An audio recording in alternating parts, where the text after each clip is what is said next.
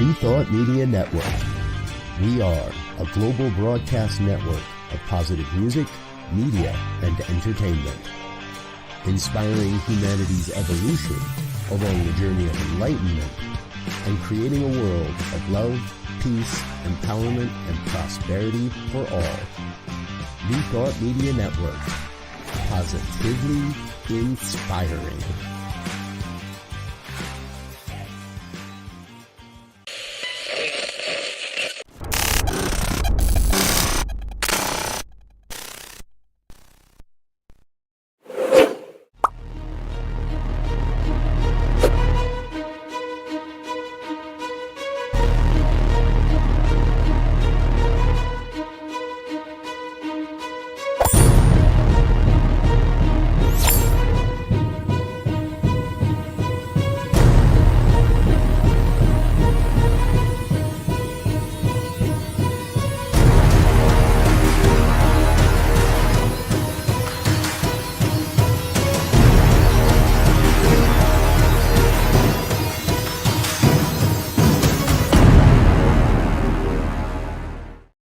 And hello again, dear ones. Robert Brzezinski with you here on a Friday evening. It's 5 o'clock on the Mountain Time Zone, and that means it is time for the good news here on New Thought Media Network. So grateful that you are with us, taking the time to be a part of what we're doing here on New Thought Media Network. We appreciate you. We love you.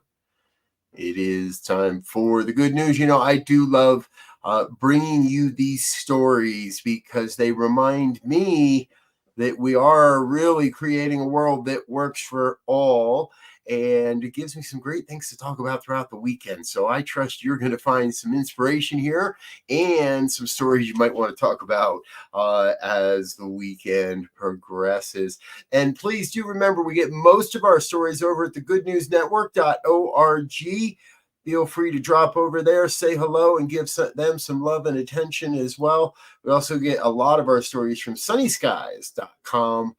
Please feel free to catch up with either of those outlets. And if you know of a good news story you'd like us to cover, or perhaps you'd like to get involved with the Good News team here at New Thought Media Network, send us an email, goodnews@ntmedia.org. All right, let's get into it. I'd like to introduce you to 11-year-old Harrison Johnson from North Carolina. Harrison is on a kick. He has currently raised $81,000 to help fund history projects to tell the story of the attack on Pearl Harbor. All this is following a visit to the Pearl Harbor National Museum in Oahu. Harrison was motivated to start a campaign to ensure that the heroes and victims of the date, which will live in infamy, are never forgotten. He's done this by collecting donations door to door, selling patriotic popsicles, and even has become a public speaker and has used the benefits, the proceeds from his public speaking engagements to help fund the project here, History Project. His fundraising campaign is called Harrison's Heroes. It's looking to raise over $100,000 total for Pacific History Parks, the nonprofit that stewards the Pearl Harbor Memorial. In particular, Harrison hopes it can produce materials that expand the story of the attack to include heroic acts from men and women of color and other represented members. Harrison's mom is quoted as saying, "We're so proud and we pray it makes the impact that he intends." We're with you there, Harrison. We pray that makes that your efforts are making that impact. I have to believe that it is. Hey, you know, here on the Good News Network, on New Thought Media Network, and the Good News, I love to feature stories about technology and the advances of technology. And here is one that I think is really important. Texas Central has progressed through the planning stage and settling land-owning disputes regarding a high-speed railway line from Dallas to Houston.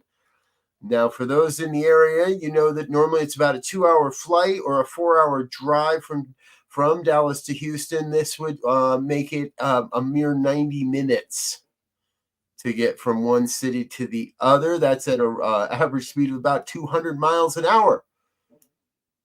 Amtrak Senior Vice President of High-Speed Rail Development Programs, Andy Byford, said, if we're going to add more high-speed rail to this country, the Dallas to Houston corridor is a compelling proposition and offers great potential.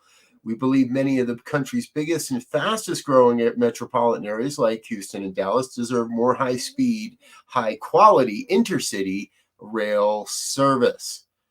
The project isn't a done deal, and there's still a lot that needs to happen. However, Amtrak and Texas Central have submitted applications to several federal programs in connection with further study and design work for the potential rail spur. What a great idea. I've been a proponent of high-speed rail for a great while now, and it's a shame that it's kind of bogging down in California. But here we go in Texas. I think we might see a little bit more in between other cities across the Midwest here in America. All that flat land in the Midwest makes for some great train riding, I'm sure. All right. Hey, next up, I had lost track of this story. Microsoft has been undergoing a 4-year campus modernization.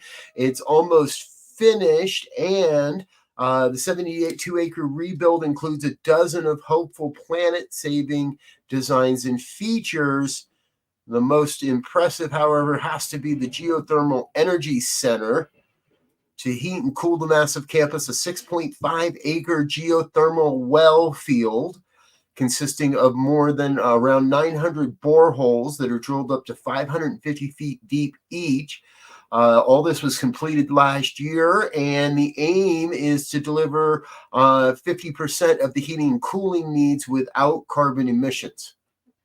Now, this is a closed-loop geothermal heating and cooling system.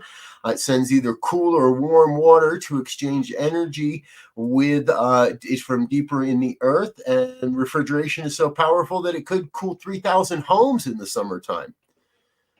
Its 9 chillers can provide 9,000 tons of refrigeration. The system is sized to serve 3 million square feet of office and an amenity space in 17 new buildings. 4 of those buildings are not yet built.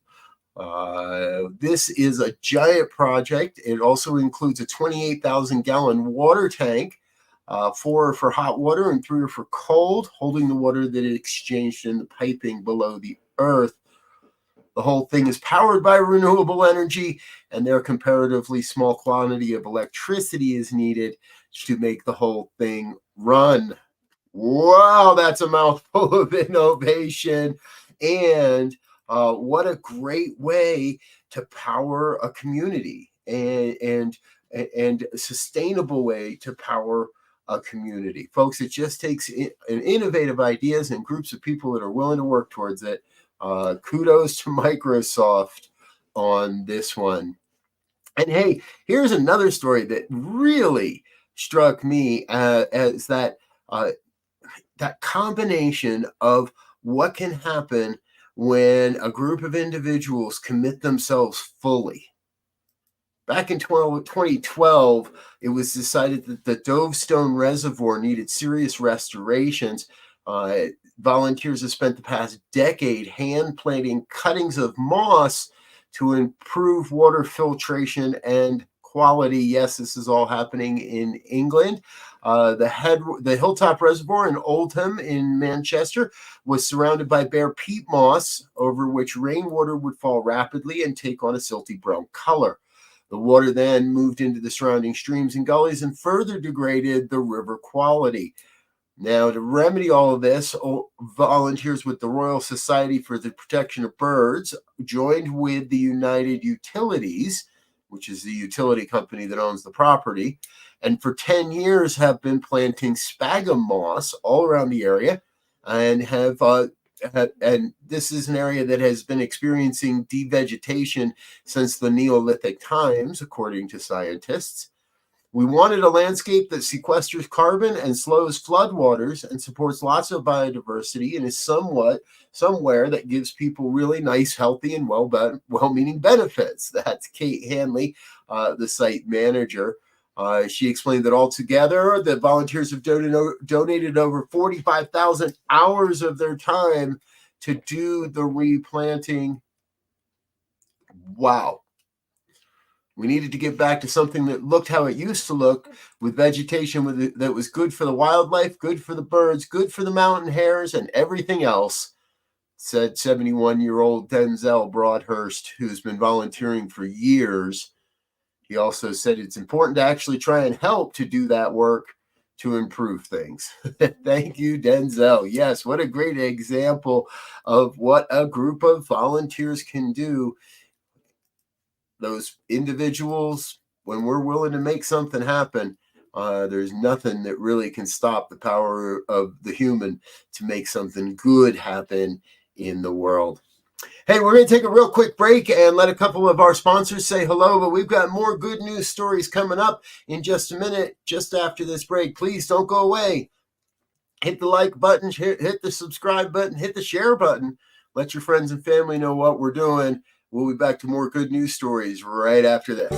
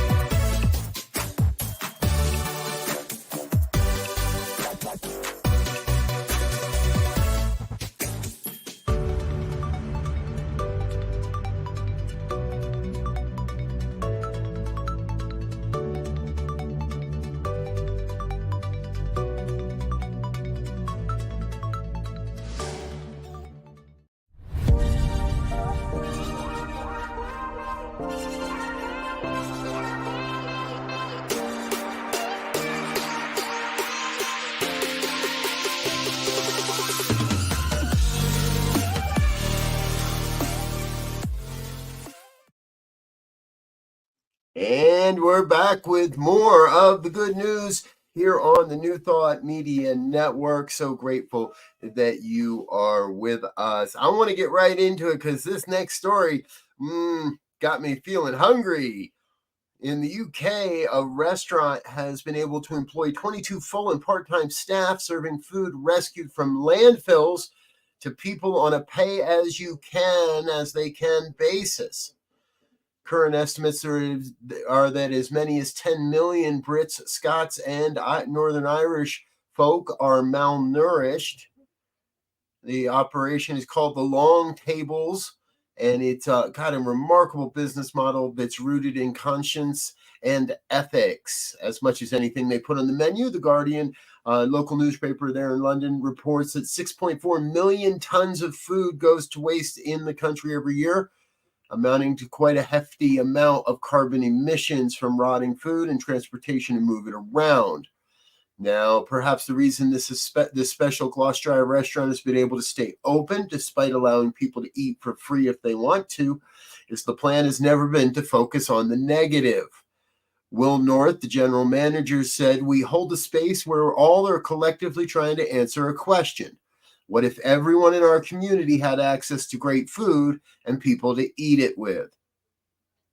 Lunch is served 5 days a week from noon on, while the store is open every morning for coffee and cakes, and dinner is served Thursday, Friday, and Saturday evenings.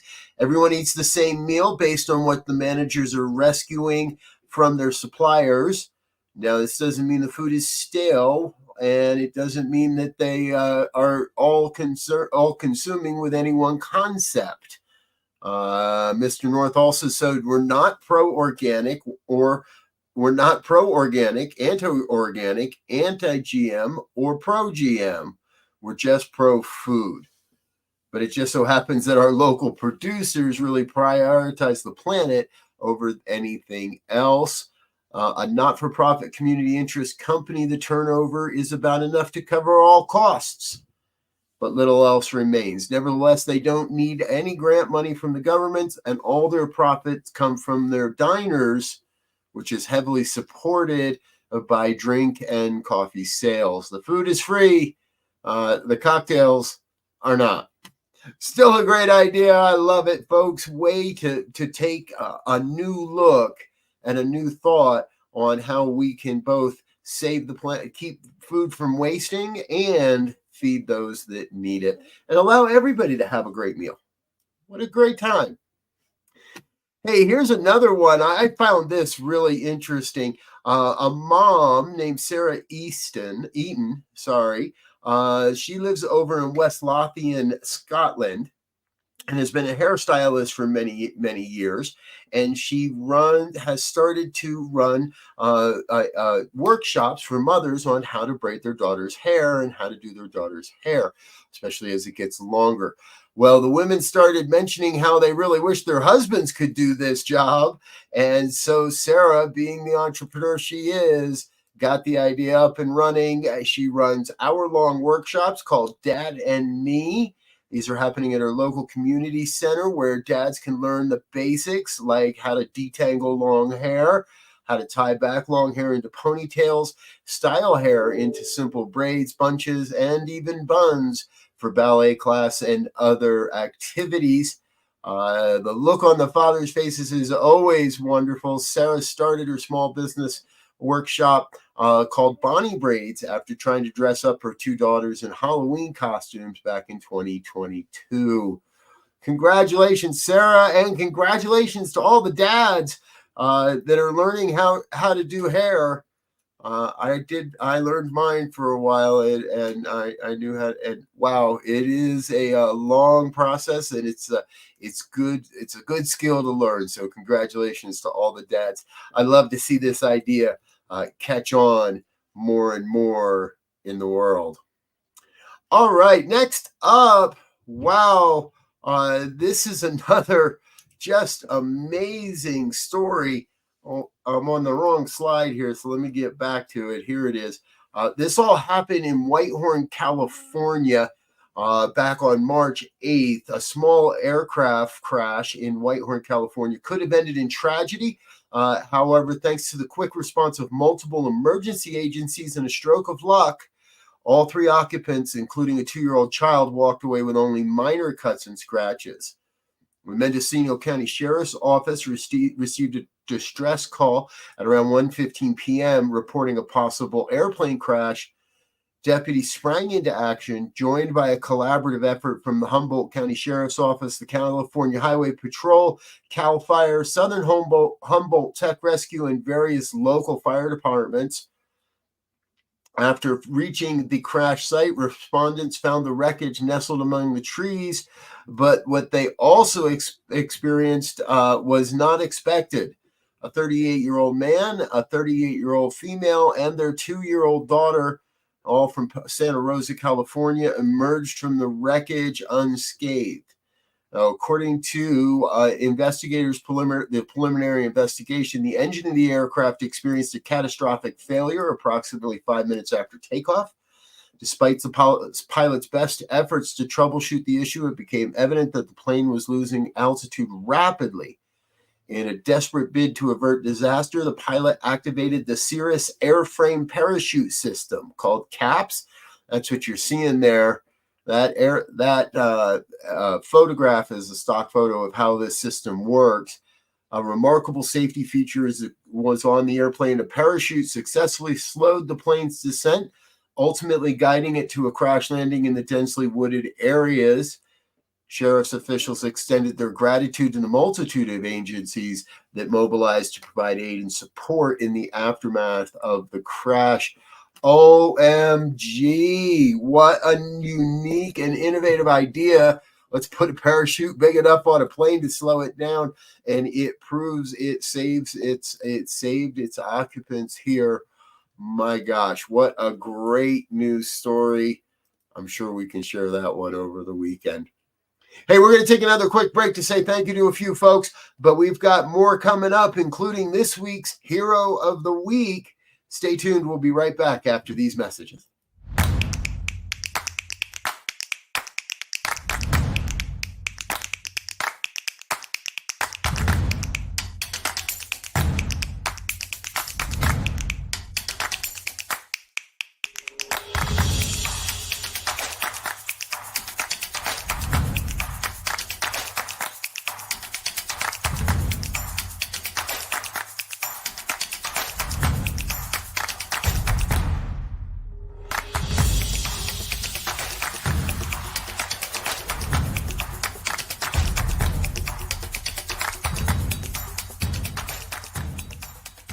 Please help us say thank you to our organizational sponsors, including the Hefferland Foundation, Affiliated New Thought Network, International New Thought Alliance, Science of Mind Archives and Library Foundation, Center for Spiritual Living Denver, Center for Spiritual Living Midtown, New Thought Philadelphia, Planned Happiness Institute, Summit Center for Spiritual Living, One Heart Retreats, Center for Spiritual Living on the Lake, Unity Kitchener, Unity Spiritual Center Ottawa, Om Center for Spiritual Living, Satya Center, Begin Within Ministries, Center for Spiritual Living North Jersey, Unity of Savannah, and the Center for Spiritual Living Seattle, as well as all of our individual donors. Thank you for being part of the New Thought Media Network. Please like, share, and subscribe. New Thought Media Network, positively inspiring. Yes, thank you to all of our organizational sponsors and individual donors. If you'd like to learn more about becoming part of the New Thought Media Network family, please head on over to our website, ntmedia.org. You can click on the donate button, and that'll get you everything you need to know. All right, let's get back into the good news. Hey, folks, those that watch this program know I sometimes can have a hard time picking our hero of the week. And even last week we had two heroes. Well, this week we've got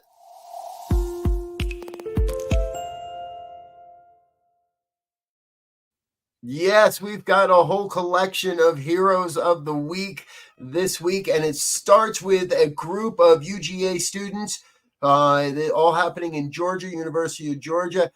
Jane McArdle, Mary McCollum, Eleanor Clark-Jones, and Caitlin Iance were on a routine drive when they witnessed a SUV veer off the road and into the retaining pond that you see there. Without a moment's hesitation, the group sprang into action.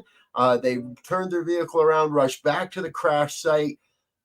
We see a vehicle submerged in the middle of the creek and just starts sinking.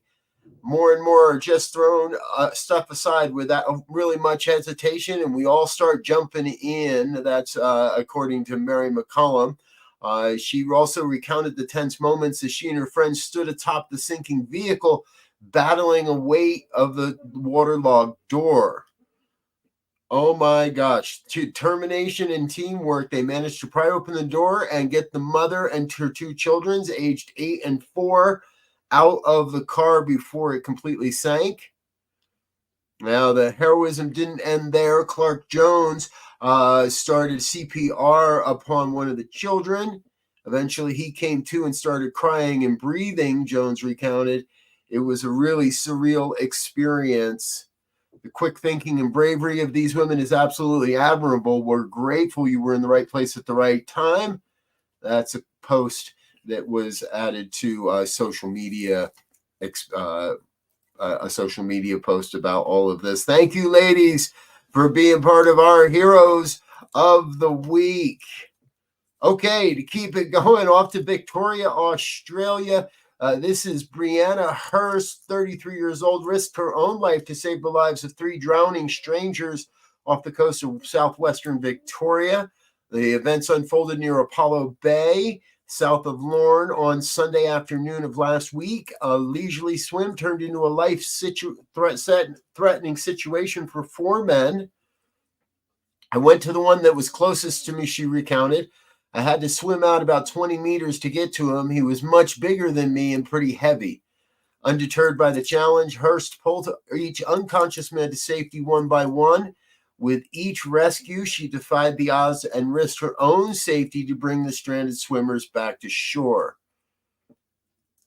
At the start, there were not many people on the beach, but by the time I was pulling the third person out, they were seeing what was happening and came to help.